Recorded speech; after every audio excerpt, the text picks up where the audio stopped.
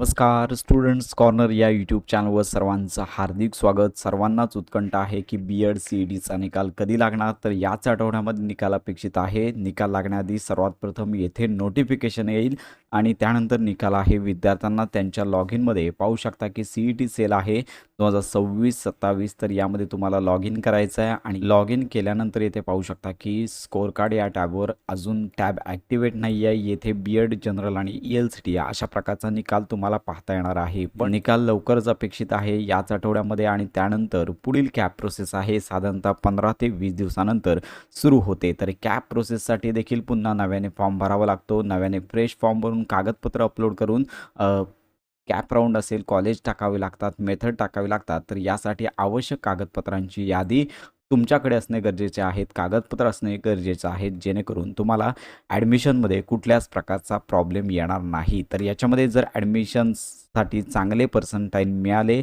तरी देखील कागदपत्रांच्या अभावी विद्यार्थ्यांना प्रॉब्लेम येतो. त्यामुळे आता वेळ आहे, लवकरात लवकर तुम्हाला ही कागदपत्रे काढून घ्यायची आहेत. साधारणतः बी-एड सी-ई-टीसाठी कोणकोणती कागदपत्रे लागतात 2026साठी, तर या संदर्भात आपण माहिती घेणार आहोत. तर सगळ्यांना माहिती आहे की बी-एड सी-ई-टीचा जो ॲप्लिकेशन फॉर्म आहे, आता जी तुम्ही सी-ई-टी दिलेली आहेत त्याचा अर्ज तुम्हाला लागणार आहे. यासाठी तुम्हाला लॉग इनवरती यायचं आहे. लॉग इनवरती आल्यानंतर तुमचं जे प्रोफाईल आहे या ठिकाणी तुम्हाला प्रोफाईल पाहायला मिळेल आणि येथे सी-ई-टी रजिस्ट्रेशन आहे या टॅबवर क्लिक करायचं आहे. येथे तुम्हाला खाली स्क्रोल डाऊन करायचं आहे.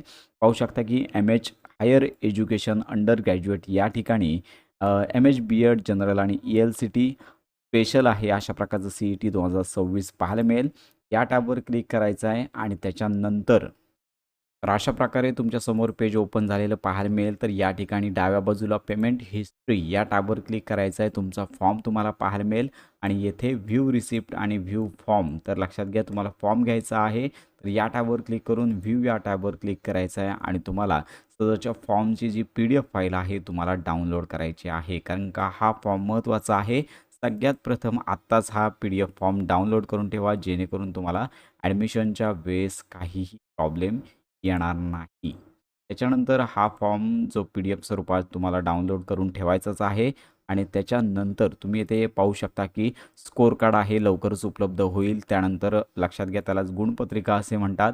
याच टॅबवरती तुम्हाला पाहायला मिळणार आहे. होमवरती आल्यानंतर आपण स्कोर कार्ड हा ऑप्शन पाहिलेला आहे, अजून ॲक्टिवेट नाही आहे, लवकरच ॲक्टिवेट होईल. येथे तुम्हाला स्कोर कार्ड म्हणजेच पाहायला मिळणार आहे आणि त्याच्यानंतर पाहू शकता की डोमासाईल सर्टिफिकेट नसेल तर बर्थ सर्टिफिकेट, जन्मदाखला किंवा शाळेसोबत सोडल्याचा दाखला किंवा लक्षात घ्या कम्युनिटी किंवा native date of birth certificate of the candidate indicating place of the birth state of Maharashtra, म्हणजेच लक्षात घ्या की महाराष्ट्र राज्याचा रहिवासी दाखला लागणार आहे किंवा जन्म दाखला चालेल, शाळा सोडल्याचा दाखला देखील चालेल. जेव्हा ते पाहू शकता की शाळा सोडल्याचा दाखला चालेल, जात जमात म्हणजे जन्मतारखेचा दाखला चालेल, ज्यामध्ये उमेदवाराचा जन्म महाराष्ट्र राज्यातील असल्याचे नमूद असणे गरजेचं आहे. डोमासाईल सर्टिफिकेट वय अधिवास प्रमाणपत्र लागणार आहे. त्याच्यानंतर विद्यार्थी कास्ट अंतर्गत येतात त्यांना लक्षात घ्या जातीचा दाखला लागणार आहे, तो हा ऑप्शन दिलेला आहे. OBCसाठी देखील कास्ट सर्टिफिकेट लागणार आहे. जे विद्यार्थी रिझर्व्ह कॅटेगरी अंतर्गत येतात त्यांच्यासाठी कास्ट सर्टिफिकेट असला पाहिजे. त्याच्यानंतर लक्षात घ्या की कास्ट व्हॅलिडिटी सर्टिफिकेट देखील जे प्रवर्ग रिझर्व्ह कॅटेगरी अंतर्गत येतात त्यांना कास्ट व्हॅलिडिटी सर्टिफिकेट अनिवार्य करण्यात आलेले आहे. याच्यामध्ये लक्षात घ्या की तुम्हाला कास्ट व्हॅलिडिटी सर्टिफिकेट सध्या प्रवेशाच्या वेळी तुमच्याकडे नसेल तरी चालणार आहे. पावती देखील तुम्ही सादर करू शकता, पण साधारणतः 2 महिन्यानंतर किंवा कॅप प्रोसेस 1.5 महिन्यानंतर पुन्हा राऊंड लागेल. कॉलेजमध्ये ज्यावेळी तुम्हाला जायचं आहे त्यावेळी तुमच्याकडे कास्ट व्हॅलिडिटी सर्टिफिकेट असणं गरजेचं आहे. त्यामुळे कास्ट सर्टिफिकेट आणि कास्ट व्हॅलिडिटी सर्टिफिकेट सध्या पावती अपलोड तुम्हाला करता येईल, परंतु ॲडमिशनच्या वेळेस तुम्हाला कन्फर्म फॉर्म जो आहे किंवा जो दाखला आहे तो तुम्हाला चालणार आहे. पावती ॲडमिशनच्या वेळेस चालणार नाही.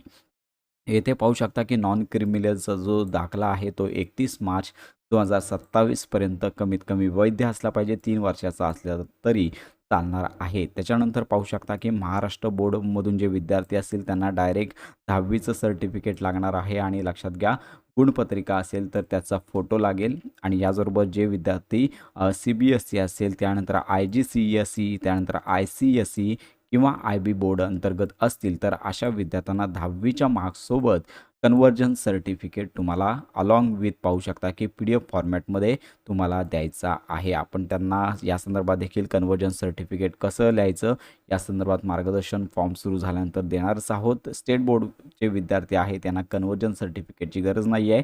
इतर बोर्डाचे विद्यार्थी आहेत त्यांना कन्व्हर्जन सर्टिफिकेट सहित प्रमाणपत्र अपलोड करायची असतात. त्यानंतर 12वीचं सर्टिफिकेट देखील असंच लागणार आहे. महाराष्ट्र बोर्डच्या विद्यार्थ्यांना कन्व्हर्जन सर्टिफिकेट लागणार नाही आहे, परंतु CBSE, IGCS त्यानंतर ICSE किंवा IB बोर्डातून जे विद्यार्थी 12वीची परीक्षा उत्तीर्ण झालेले आहेत तर यांना कन्व्हर्जन सर्टिफिकेट कंपल्सरी मार्कशीटसोबत अपलोड करायचं आहे. त्याच्यानंतर येथे पोस्ट ग्रॅज्युएशन आणि ग्रॅज्युएशन अशा प्रकारची शैक्षणिक पात्रता तुम्ही जर ॲड कराल तर त्याप्रमाणे येईल. याच्यामध्ये मिनिमम पात्रता आहे ती ग्रॅज्युएशन आहे. ग्रॅज्युएशनचं सर्टिफिकेट देखील तुम्हाला अलॉंग विथ सगळ्यांनाच कन्व्हर्जन विथ सर्टिफिकेट अपलोड करावं लागणार आहे. सिंगल PDF फॉर्मॅटमध्ये आपण या संदर्भात माहिती देणार आहोत.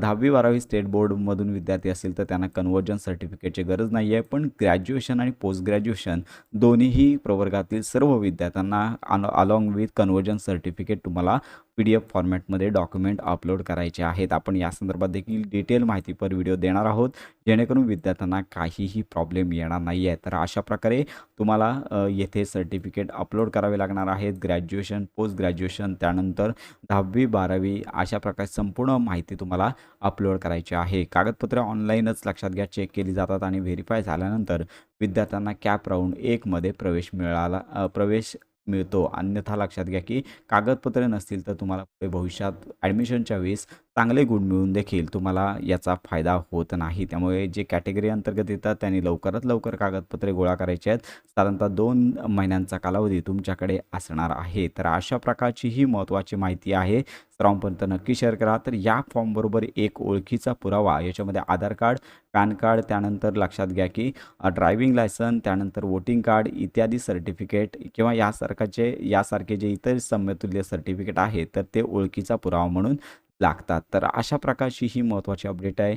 B.Ed प्रवेश प्रक्रियेसंदर्भात आवश्यक कागदपत्र कोणती तर याची माहिती आपण सर्व विद्यार्थ्यांना दिली तर नक्कीच ही PDF फाईल त्यांना उपयोगी ठरणार आहे. आपले WhatsApp ग्रुप, टेलिग्राम चॅनल या ठिकाणी ते या संदर्भात विचारणा करू शकतात. तर अशा प्रकारची ही महत्त्वाची माहिती सर्वांपर्यंत नक्की शेअर करा.